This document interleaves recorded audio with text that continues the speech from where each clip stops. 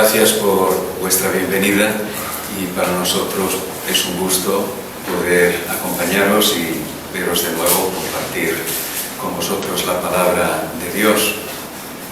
Aunque ya corre el mes de enero, estamos en el día 18, pero dice el dicho que nunca es tarde si la dicha es buena. Así que aunque sea un poquito tarde, pero desearos un feliz año y que el Señor os bendiga mucho a nivel individual como iglesia y que el Señor prospere su obra en vosotros y entre vosotros. Hoy me gustaría compartir con vosotros la palabra del Señor en la epístola del apóstol Pablo a los Romanos, capítulo 6. Vamos a hacer la lectura de la primera parte de este capítulo, Romanos capítulo 6, versículos del 1 al 14. Dice así la palabra del Señor. ¿Qué pues diremos? ¿Perseveraremos en el pecado para que la gracia abunde? En ninguna manera, porque los que hemos muerto al pecado, ¿cómo viviremos aún en él? ¿O no sabéis que todos los que hemos sido bautizados en Cristo Jesús, hemos sido bautizados en su muerte?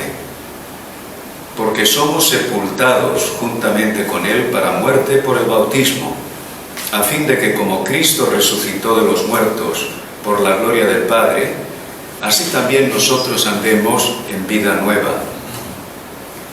Porque si fuimos plantados juntamente con él en la semejanza de su muerte, así también lo seremos en la de su resurrección.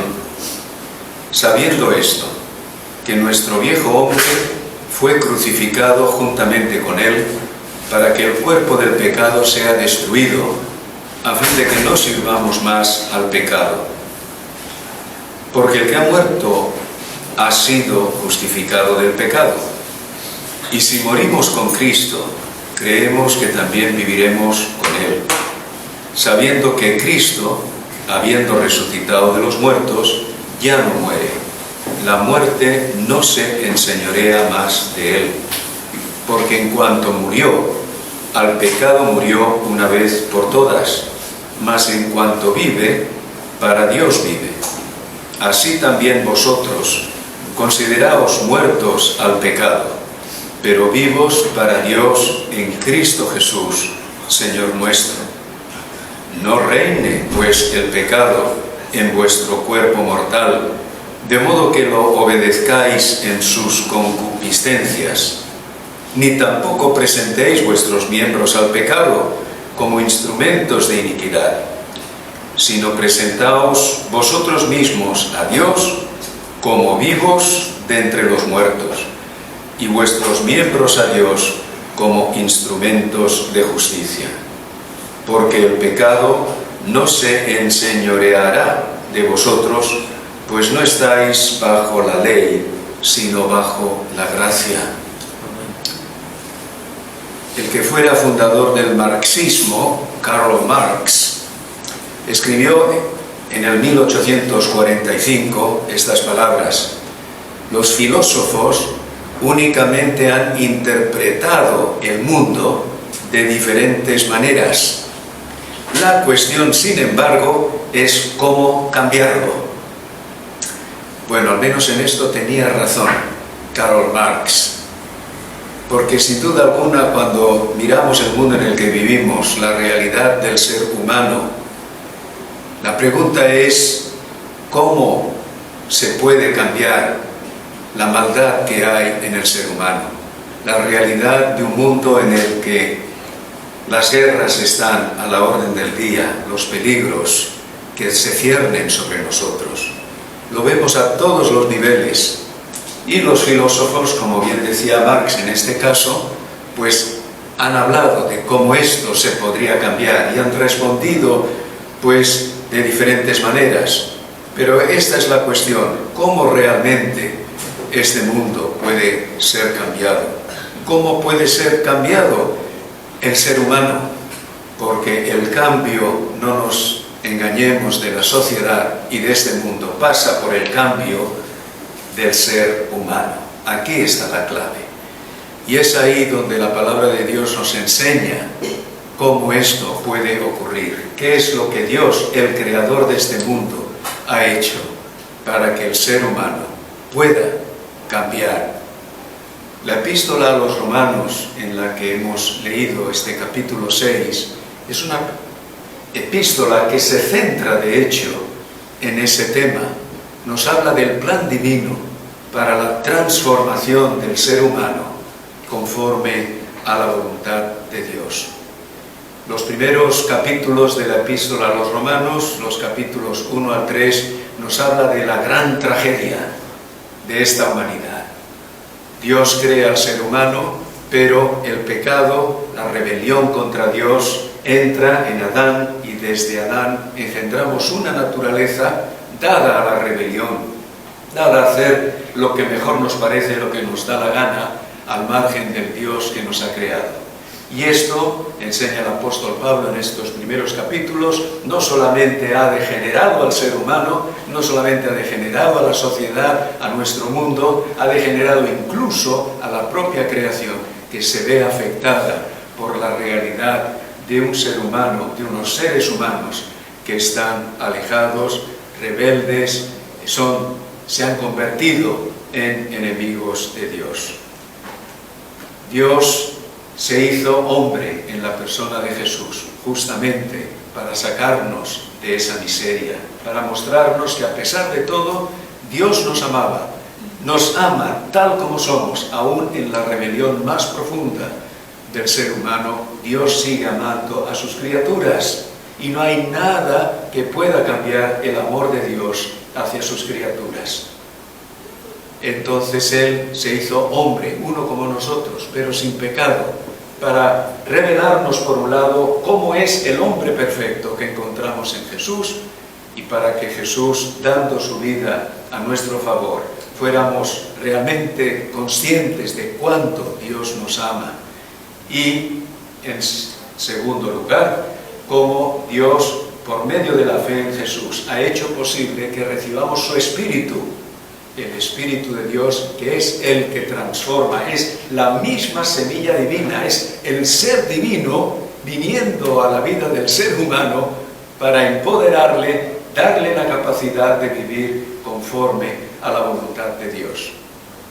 Pues si los 3 primeros capítulos nos hablan del desastre humano, nos hablan del hombre caído en pecado, el 4 y el 5 nos muestran que es la fe en Jesucristo la que nos convierte, la que nos transforma, porque creyendo en Cristo Jesús, Dios nos concede el don de su Espíritu. Y es justamente ahí donde los capítulos 6 al 8 de la epístola a los romanos van a insistir. Así que podríamos decir que la primera parte de la epístola a los romanos tiene a su vez estas 3 partes, ¿sí? La maldad del ser humano, la justificación y el perdón por medio de Jesucristo por la fe en Él, y a partir del capítulo 6, la obra del Espíritu Santo en la vida de aquellos que creen en Jesús para producir esta transformación.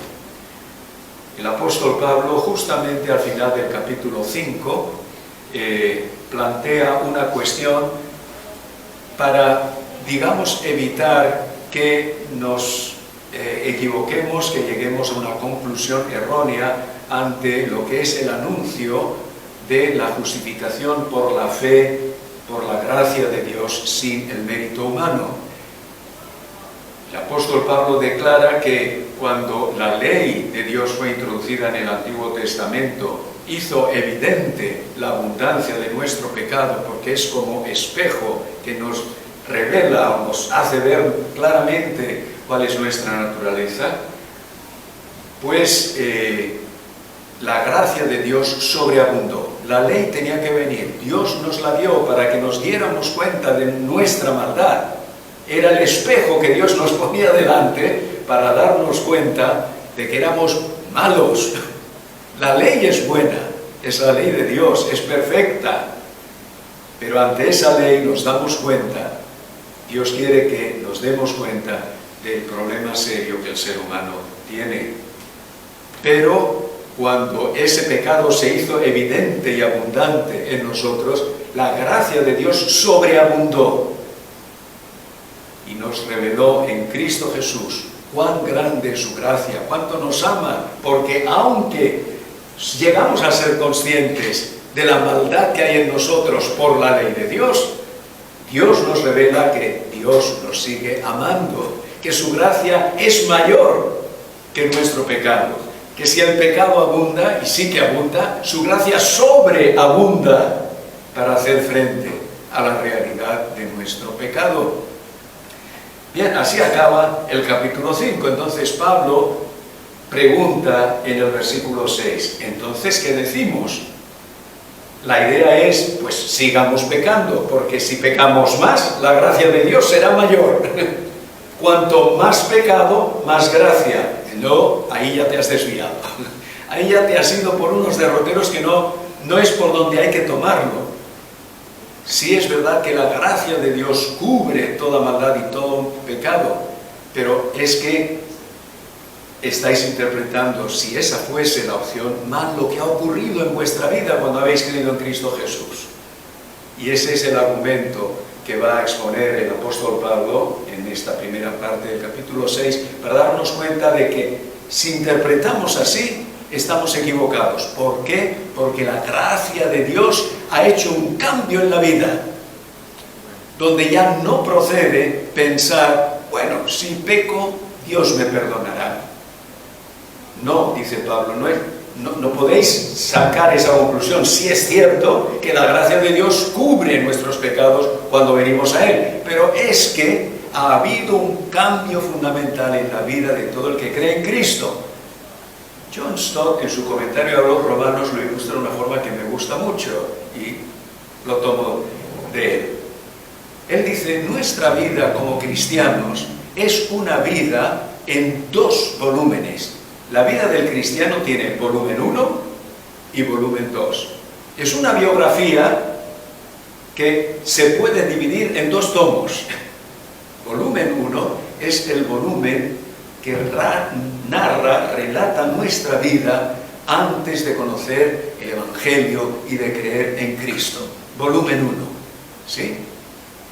Volumen 2 comienza cuando creemos en Jesús. Cuando ante la palabra de Dios nos damos cuenta de que estamos en bancarrota espiritual, que por nosotros mismos no hay esperanza, que tendremos cosas buenas, como casi todo el mundo tiene también, pero que el pecado me ha separado de Dios y que estoy en esa condición, aparte de Cristo, muerto espiritualmente. Cuando creo en Jesús, Él me da nueva vida, me da su espíritu, y ahí comienza la parte más luminosa de la vida, en el más profundo sentido.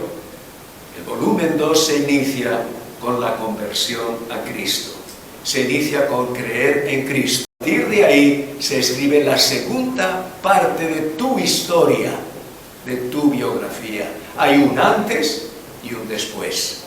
Antes, tomo 1, muerto en pecado, a causa del pecado. Volumen 2, cuando has recibido la vida en Jesús y su Espíritu.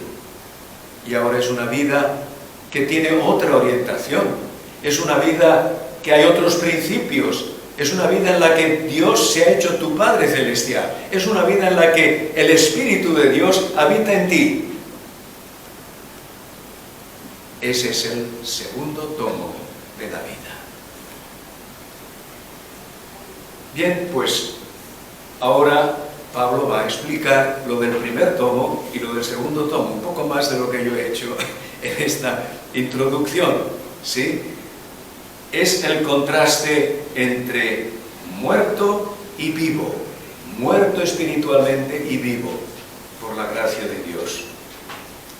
Pero interesante que notad, hay un versículo que es clave en este pasaje que hemos leído, y es el que, digamos, encierra la enseñanza principal, la enseñanza central de lo que Pablo viene a enseñarnos en este texto a la luz de esa vida en dos tomos, ¿sí?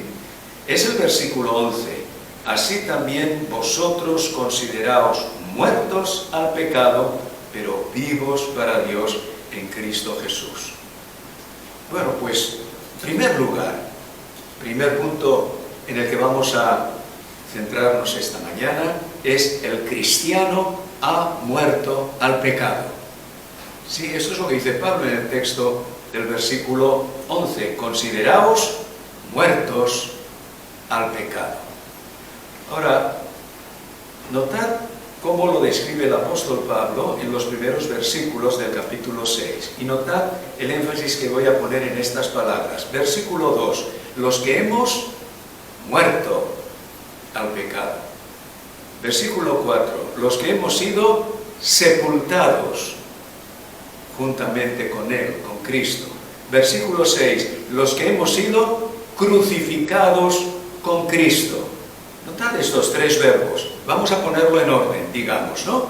Primero, crucifixión, versículo 6. Segundo, muerte, el crucificado que muere, versículo 2. Tercer lugar, el entierro del que se ha muerto, sepultados con. O sea, hay tres palabras que nos indican lo que significa la conversión. Una primera parte del significado de la conversión. Es decir, el final del primer tomo. ¿Cómo acaba el primer tomo de la biografía nuestra? El final es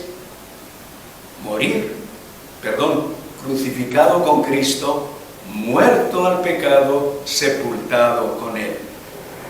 En esta imagen, en esta metáfora que está haciendo el apóstol Pablo, y comparándolo con esta vida en dos tomos, el primer tomo acaba con nuestra crucifixión con Cristo, nuestra muerte con Cristo y nuestra sepultura con Cristo. El credo apostólico dice que Cristo fue crucificado, muerto y sepultado. Bien, en verdad lo fue, ¿sí? La crucifixión nos habla, bueno, de que ya esa persona no puede hacer nada, se le ha acabado la vida. Está todavía vivo antes de morir, pero ya está crucificado. Ha quedado paralizado. Eso es, se produce la muerte. Pero la sepultura es como que sella visualmente la muerte, ¿no es cierto? Cuando muere algún familiar,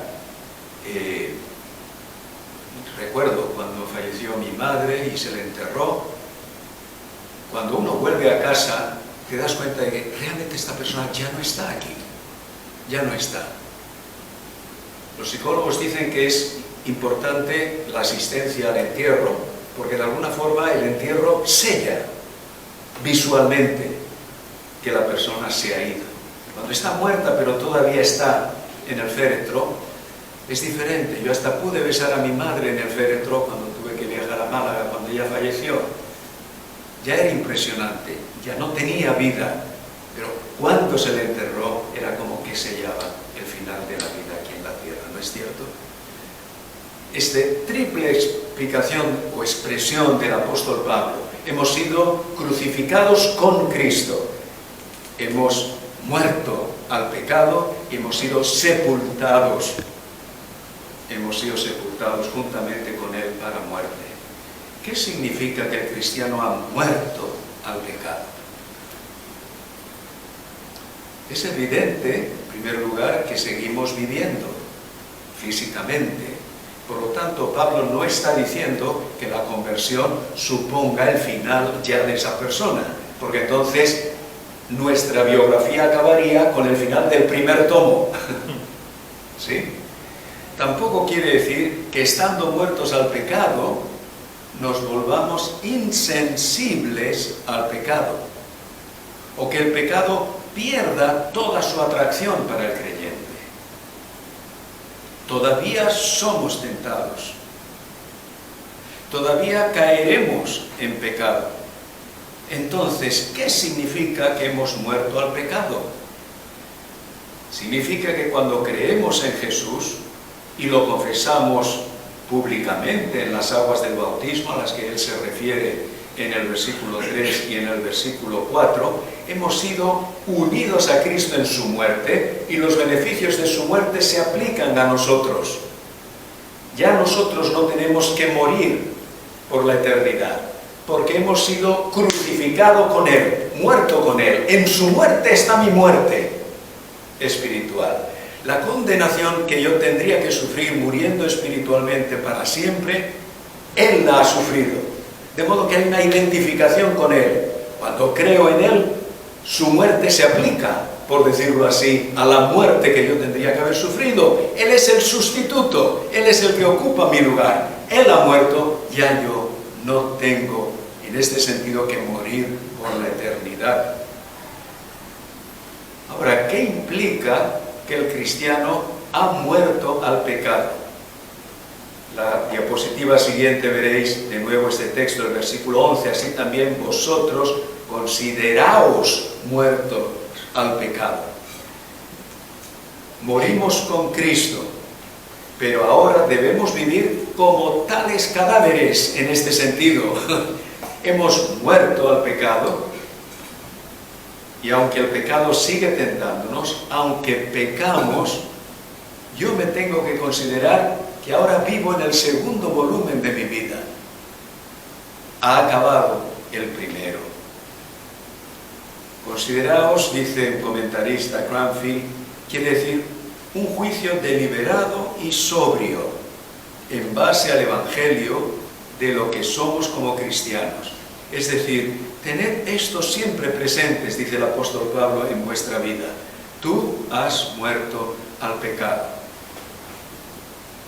Vernos como somos a la luz del Evangelio, escribe este autor, es el primer paso hacia la obediencia. En un sentido, la obediencia comienza en la mente. Tenemos que mentalizarnos cuál es nuestra situación. Tenemos que entender, reflexionar que mi vida ha pasado a un segundo volumen. Ha acabado una etapa de la vida. Ahora estoy en la segunda. Una comparación que me ayuda a entenderlo es la metáfora del matrimonio. ¿En qué sentido? Bueno, cuando una persona se casa, cuando muchos de los aquí presentes nos hemos casado, hemos entendido que hemos emprendido otra etapa de la vida, ¿no es cierto? La etapa de soltero ha pasado. Ahora tenemos un compañero, una compañera, según el caso, el cónyuge, con el que he emprendido otra etapa de la vida. Bien, una persona casada puede tener relaciones sexuales con alguien que no es su cónyuge. Poder, sí. ¿Debe hacerlo? No. ¿Por qué? Porque está ya en otra etapa de la vida. Es la etapa de casado y por lo tanto no debe vivir como si fuera soltero. Bueno, cuando es soltero tampoco debe tener relaciones, se entiende bíblicamente, pero creo que me entendéis cómo pretendo usar esta comparación, ¿no? Entonces, el casado que se siente tentado al adulterio debe decirse a sí mismo, no, porque soy un hombre casado y en ese sentido he muerto a lo que era mi primera etapa. Bueno, algo parecido. De hecho, alguien que ha escrito una biografía de Billy Graham, supongo que os suena este evangelista muy conocido, ya fallecido, se cuenta que en una ocasión le preguntaron a Billy Graham cómo, siendo tan famoso, se las había apañado durante sus viajes y en ausencia de su esposa para evitar tentaciones con otras mujeres. Y Graham respondió: me considero muerto para todas las mujeres, excepto para mi esposa Ruth. Buena lección, que muchos no la han seguido. Este sentido, ¿no? Usando esta ilustración de lo que fue el ejemplo de Graham.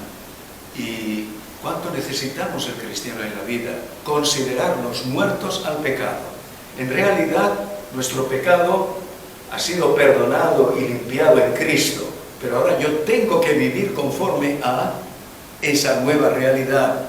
ese segundo volumen de mi biografía. En esa segunda parte de mi vida yo tengo que considerarme que estoy muerto al pecado. El que acabamos de mencionar o cualquier otro. Cuando te sientas tentado a mentir, piensa, la mentira pertenece al primer tomo de mi vida. Muerto a esto. La segunda parte es la verdad la que rige. En la primera parte de mi vida fui un envidioso. Me carcomía a veces la envidia por tener lo que otros tenían y yo no tenía. Pero ahora estoy muerto a la envidia. En la primera parte de mi vida, madre mía, qué lengua tenía. ¿Sí? Pero ahora he muerto a esto. Estoy muerto a todo aquello que representa en la vida lo que es contrario a la voluntad de Dios. Debemos resistir al pecado. No reine pues el pecado en vuestro cuerpo mortal, dice el apóstol Pablo en el versículo 12 y en el versículo 13. Ahora tenéis otro rey. Ahora tenéis otro rey. El cristiano ha muerto al pecado y debe plantarle cara, plantarle resistencia. Ahora notad esto, como en una guerra, la resistencia tiene que sufrir a veces. Tiene que tener muy claro de que no dejará vencerse. No deberá uno bajar la guardia. El que piensa estar firme, mire que no caiga, dice el apóstol Pablo. Estar alerta, velar y orar para no caer en tentación, porque la tentación seguirá.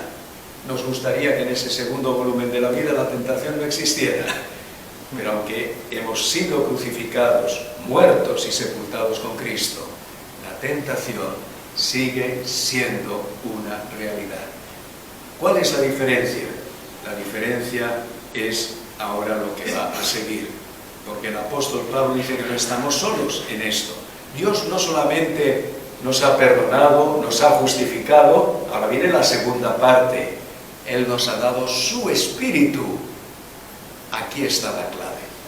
El cristiano vive para Dios y puede vivir para Dios porque el cristiano ha recibido una nueva vida. Si antes hablábamos de la crucifixión, la muerte y la sepultura del viejo hombre, ahora el apóstol Pablo nos va a hablar, versículo 4, de que Cristo ha resucitado de los muertos y con Él hemos recibido nueva vida, es decir, hemos sido resucitados espiritualmente. Hemos recibido una nueva vida que es la vida que viene del Espíritu y un día también la resurrección de nuestro cuerpo. Versículo 5, porque si fuimos plantados juntamente con Él en la semejanza de su muerte, así también lo seremos en la de su resurrección.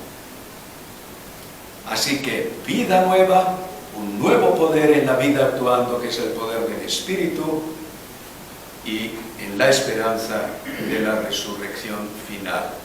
Él os dio vida a vosotros, dice el apóstol Pablo en Efesios 2, cuando estabais muertos en vuestros delitos y pecados.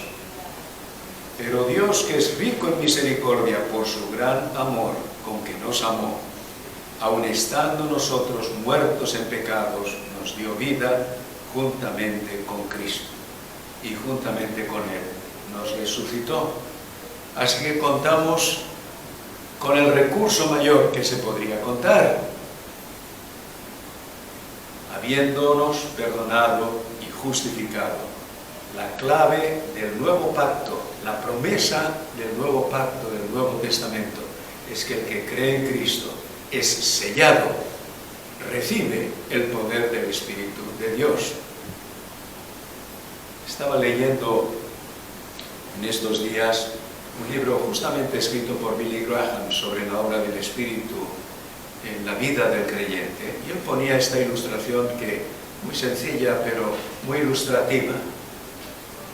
dice que en un pueblo del norte de Estados Unidos, donde habitan los esquimales, no muy lejos de donde es mi mujer, pues había un esquimal que los sábados bajaba al pueblo y hacía una especie de competición. La gente apostaba a ver cuál de los dos perros que tenía es el que iba a ganar la pelea, o la carrera, mejor dicho. Bueno, hay, ¿cómo se llaman ya los perros? No me viene ahora. Los huskies. Los huskies, sí. Pues este hombre tenía dos huskies, uno blanco y otro negro. Entonces, pues unas veces ganaba el blanco y otras veces ganaba el negro. Entonces hacían las apuestas, ¿no? ¿Quién dice que va a ganar el blanco? ¿Quién dice que va a ganar el negro? Y él mismo también decía, al final, quién pensaba él que iba a ganar.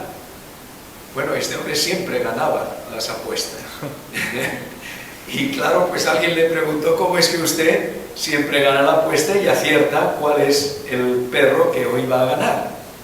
Y pues aquí está el truco. Durante la semana alimento a uno y dejo en hambre al otro.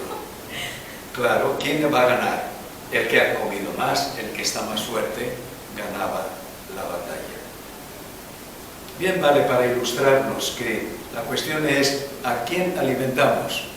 ¿Al viejo hombre o alimentamos al nuevo hombre, la nueva naturaleza? Alimentamos al viejo hombre cuando le damos vueltas a cosas que no deberíamos darle vuelta, cuando dejamos alimentar nuestra mente con esto y no nos alimentamos de la palabra de Dios, no oramos al Señor, no nos congregamos con los hermanos para recibir la fortaleza que a través de su palabra, de la oración y de la comunión fraternal podemos recibir. Y el tema es que tenemos las dos naturalezas, el viejo hombre que llama el apóstol Pablo y el nuevo hombre que es el Espíritu de Dios que mora en nosotros.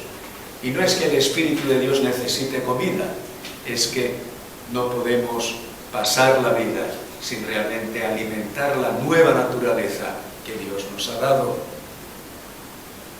Aquí está la cuestión.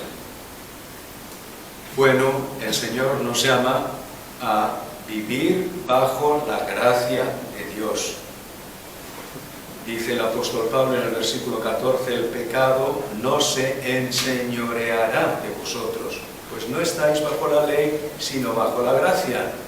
Podemos decir en el contexto de lo que el apóstol está explicando, que claro, no se enseñoreará si no le alimentamos. Es decir, no tiene por qué enseñorearse. Vosotros como creyentes, dice el apóstol Pablo, tenéis el Espíritu de Dios, habéis recibido una nueva naturaleza y es a esta naturaleza a la que por la gracia de Dios debéis alimentar y seguir. Es esta gracia del Señor por la que podemos caminar en vida nueva. Bien, vamos a resumir. Vamos a resumir porque está claro que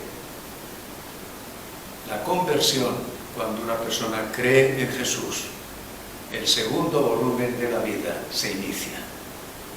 Ha acabado el primero. Pero digamos, queda una vieja naturaleza todavía en nosotros. En ese segundo tomo, esa naturaleza sigue activa, el diablo sigue tentándonos. ¿Cómo afrontar esta realidad? La gran diferencia entre el segundo tomo y el primero es que hemos sido perdonados y tenemos el Espíritu de Dios habitando en nosotros. Y ahora debemos, pues, considerarnos muertos al pecado.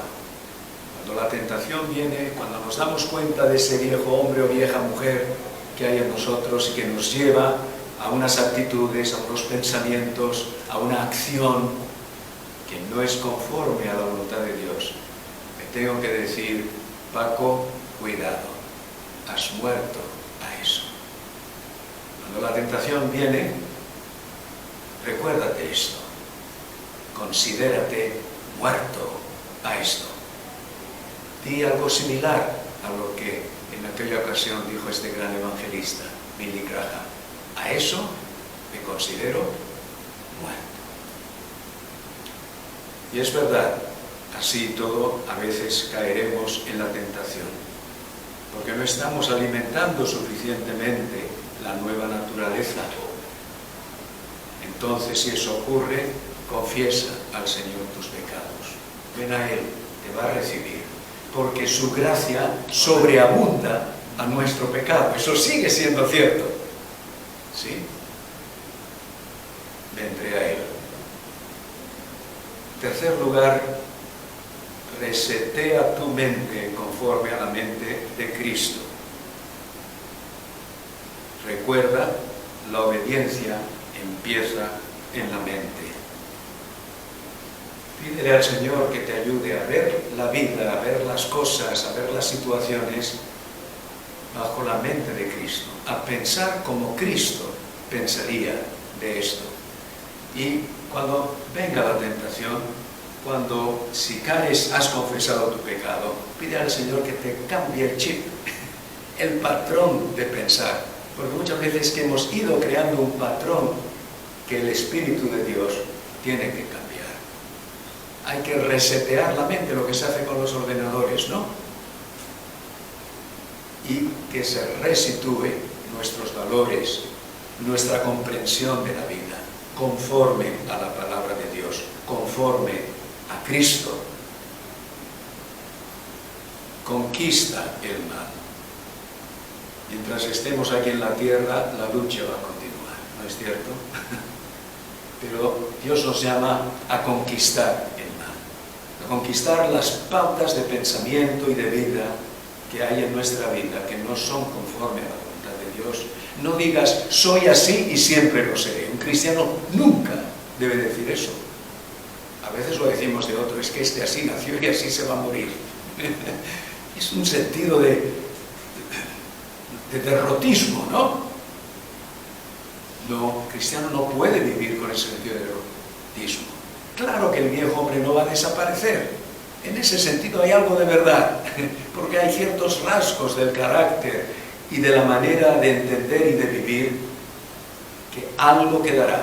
Pero no podemos quedarnos en el derrotismo de decir, así he nacido y así me quedaré, tengo este problema y va a ser siempre así. No, se puede superar lo que es contrario a la voluntad de Dios. Y tienes que tener un sentido de conquista, de lucha con el Espíritu de Dios. En esa lucha no estás solo.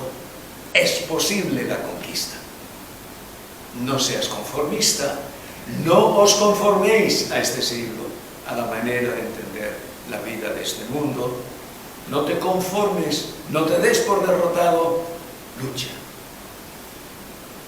Porque hay posibilidad con el Espíritu de Dios de conquistar y de vencer esas áreas oscuras de la vida.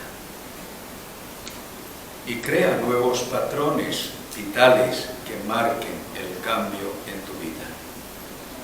Durante nuestra historia del primer tomo de la vida hemos creado muchos patrones.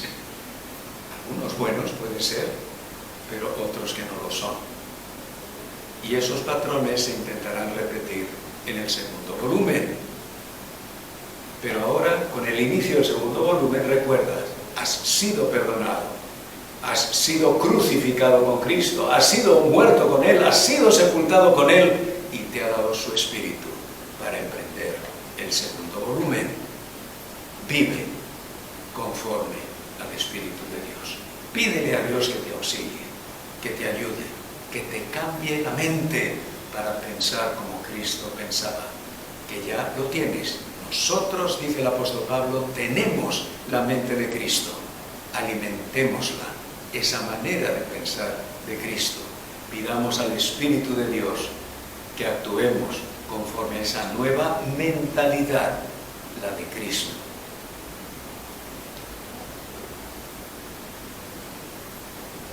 Y este cambio se puede ver reflejado en lo que en esta última diapositiva he intentado reflejar. Piensa en esto.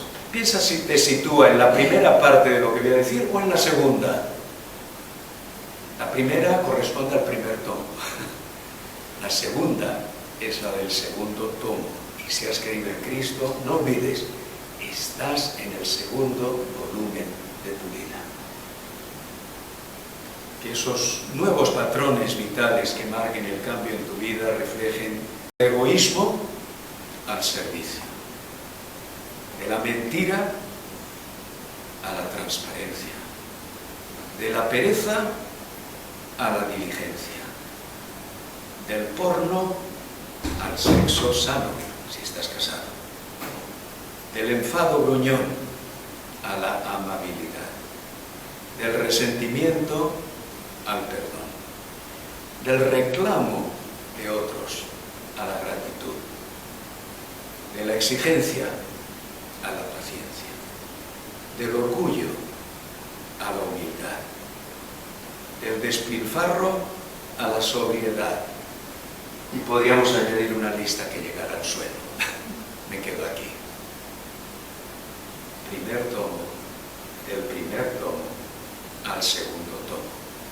De estar muerto a estar vivo. Creo que esta parte representa muerte. Aquella parte representa la vida.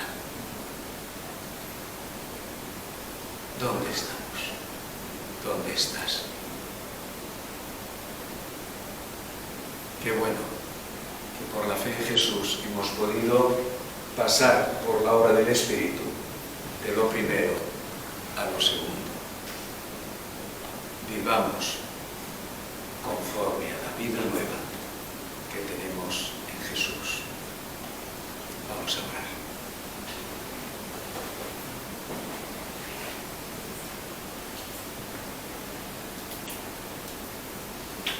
Señor, te damos las gracias porque, conscientes de esta realidad de muerte que es la lejanía de ti, hemos recibido la vida por medio de Jesús. Ayúdanos, Señor, a entender la profundidad de lo que tu palabra nos enseña, de la grandeza de tu obra en nosotros. Y ayúdanos para poder decir, como decía el apóstol Pablo, con Cristo estoy juntamente crucificado. Y ya no vivo yo, mas vive Cristo en mí. En el nombre de Cristo te lo pedimos. Amén. Amén. Señor os bendiga.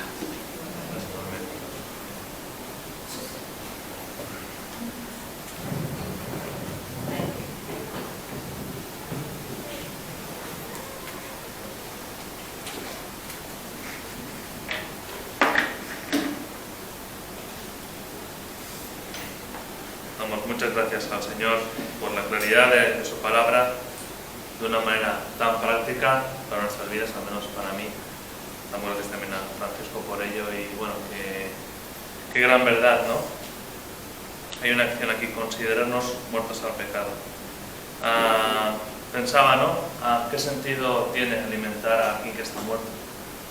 Y lo hacemos, pero está muerto. Entonces es mucho mejor invertir en alimentar la nueva vida en Cristo que tenemos. Pues, bueno, soy torpe de palabras, pero estoy muy agradecido porque hemos recibido, porque estoy convencido de que el Señor en su sabiduría nos envía su palabra en el momento que la necesitamos, así que vamos a darles por su palabra. Me gustaría cantar la canción de aquel que en la buena obra empezó, ¿vale? Está relacionada con que se me ocurren más cánticos, pero este es un cántico que también nos ayuda a reconocer la obra del Espíritu Santo. Entonces vamos a adorar y después de la canción pediría a un hermano o hermana que no haya participado que pueda dar gracias por el mensaje, por el ministerio de Francisco, por Janet y por la obra del Señor allí que no haya está ahí. Pues vamos a orar. Padre, te damos gracias porque, como te decíamos antes, tú eres bueno, Padre, y en tu bondad también nos envías tu palabra en el momento que la necesitamos, Padre.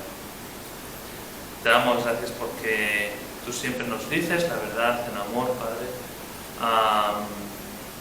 Y esto pues que hemos tan esencial de la vida cristiana, Padre, que tú lo grabes en nuestros corazones, Padre, y que con la ayuda de tu Espíritu Santo lo vivamos cada día, en todo momento, Padre, para realmente crecer en el conocimiento, Padre, de tu Hijo y fortalecernos en ti, Padre.